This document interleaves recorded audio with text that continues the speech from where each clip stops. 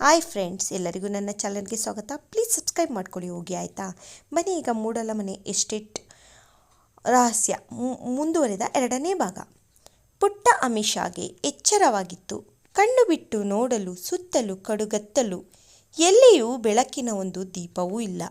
ಆ ಪುಟ್ಟ ಮಗು ಎದರಿ ಸುತ್ತಲೂ ತನ್ನ ಅಮ್ಮನಿಗಾಗಿ ಹುಡುಕಲು, ತನ್ನ ಅಮ್ಮ ಕಾಣಿಸದೇ ಇದ್ದಾಗ ಜೋರಾಗಿ ಅಮ್ಮ ಸುಲು ಸುಲು ಇಲ್ಲಿದ್ಯಾ ಬಾಮ್ಮ, ತುಂಬ ಭಯ ಆಗುತ್ತೆ ಎಂದು ಜೋರಾಗಿ ಅಳಲು ಶುರು ಮಾಡಿತ್ತು.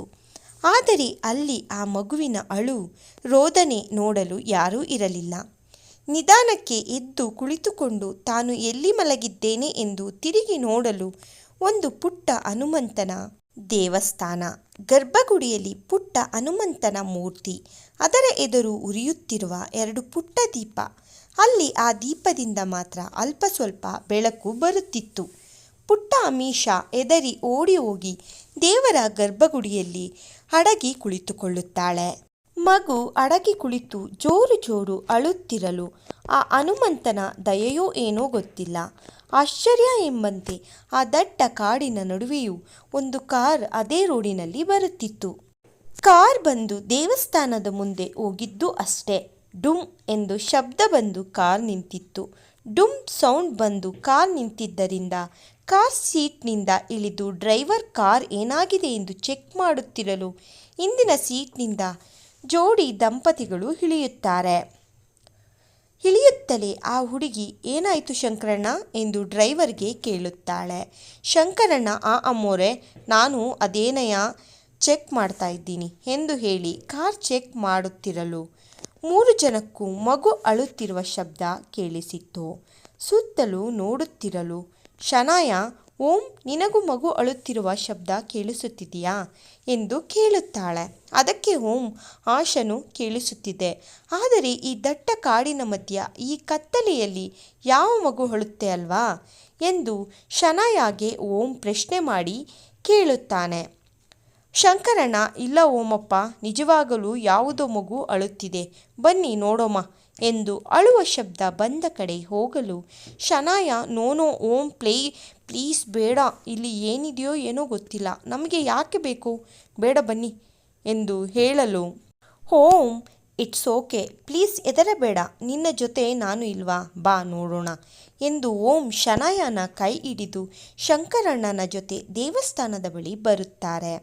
ಬಂದು ಸುತ್ತಮುತ್ತ ನೋಡಲು ಆ ಕತ್ತಲೆಯಲ್ಲಿ ಏನು ಕಾಣದ ಕಾರಣ ಮೊಬೈಲ್ ಟಾರ್ಚ್ ಆನ್ ಮಾಡಿ ಆಚೆ ಎಲ್ಲ ನೋಡಲು ಯಾವ ಮಗುವೂ ಕಾಣಿಸುವುದಿಲ್ಲ.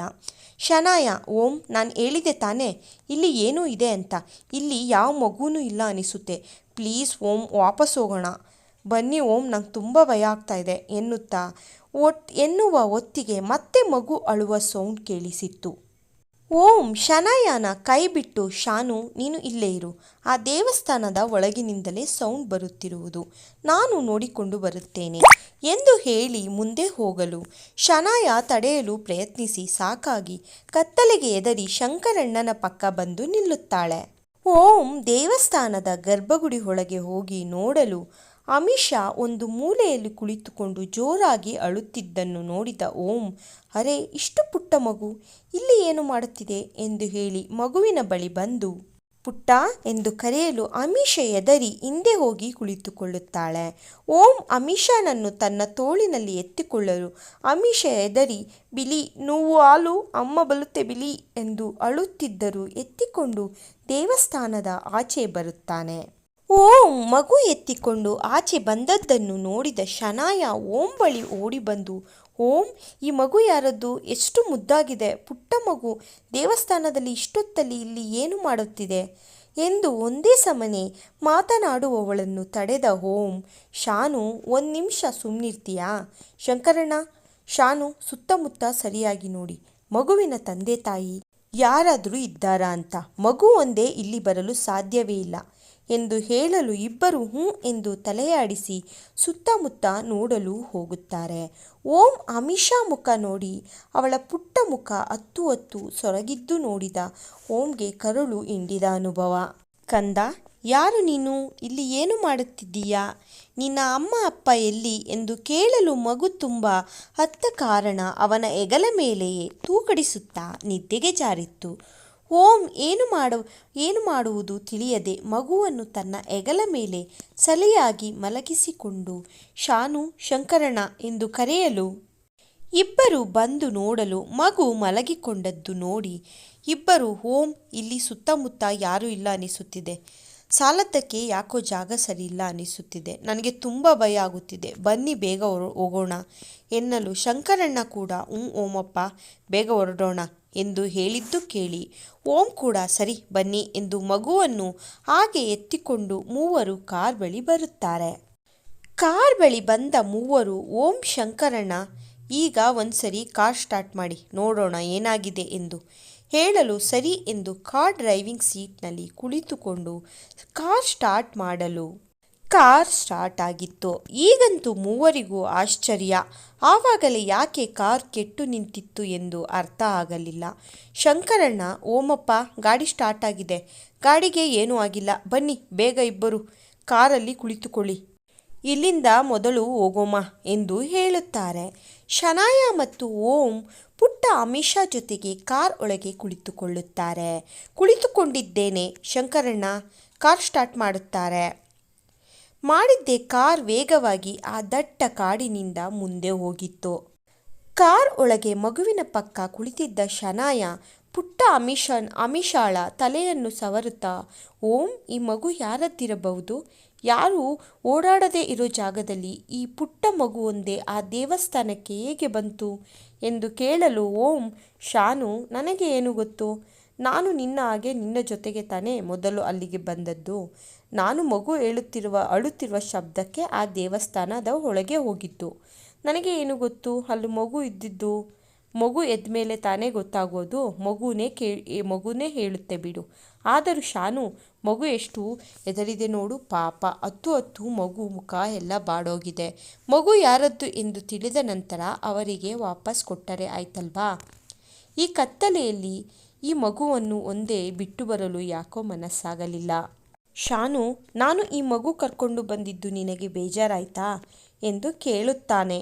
ಅದಕ್ಕೆ ಶಾನು, ನೋವೇ ಓಂ, ಅಷ್ಟಕ್ಕೆಲ್ಲ ಯಾಕೆ ಬೇಜಾರು? ಮಗು ಎಷ್ಟು ಮುದ್ದಾಗಿದೆ ನೋಡು. ಮಗು ಒಂದನ್ನೇ ಅಲ್ಲೇ ಬಿಟ್ಟು ಬರೋಕ್ಕೆ ಆಗ್ತಿತ್ತಾ? ನೀನು ಮಗು ಕರ್ಕೊಂಡು ಬಂದಿದ್ದು ನನಗೆ ತುಂಬ ಖುಷಿಯಾಯಿತು ಎಂದು ಹೇಳುತ್ತಾಳೆ.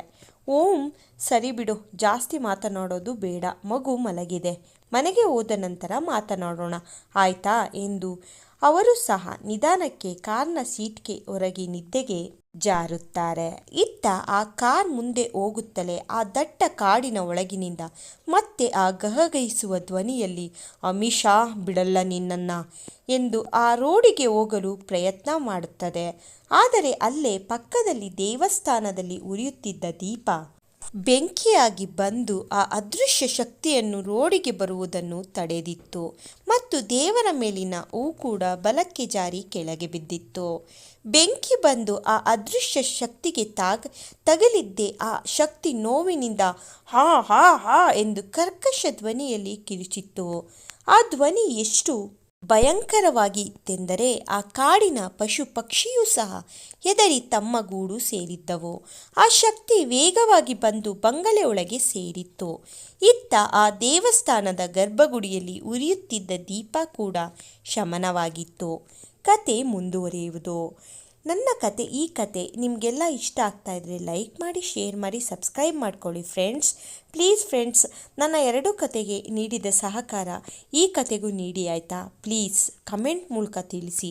ಪ್ಲೀಸ್ ಫ್ರೆಂಡ್ಸ್, ಸಬ್ಸ್ಕ್ರೈಬ್ ಮಾಡ್ಕೊಳ್ಳಿ ಫ್ರೆಂಡ್ಸ್, ಪ್ಲೀಸ್ ಪ್ಲೀಸ್ ಪ್ಲೀಸ್.